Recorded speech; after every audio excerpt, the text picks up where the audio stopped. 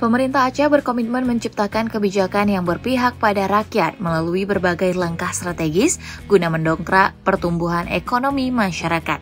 Hal tersebut disampaikan PLT Sekda Aceh Muhammad Diwarsya saat menyampaikan sambutan dalam acara Aceh Economic Forum yang digelar Bank Indonesia Perwakilan Aceh di Ballroom De Pade Hotel pada Kamis 16 Januari 2025. Diwarsya menyebutkan sejumlah program yang dijalankan pemerintah Aceh untuk dongkrak perekonomian, diantaranya memberikan pelatihan keterampilan kerja dan akses permodalan bagi UMKM.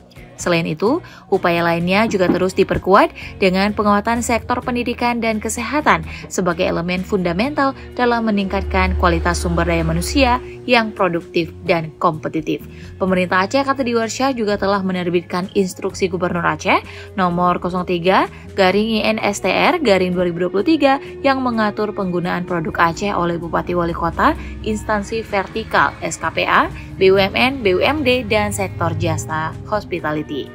Lebih lanjut, Diwarsya mengatakan kolaborasi dengan seluruh pemangku kepentingan termasuk Bank Indonesia, dunia usaha, dan akademisi sangatlah diperlukan untuk mencapai hasil yang optimal.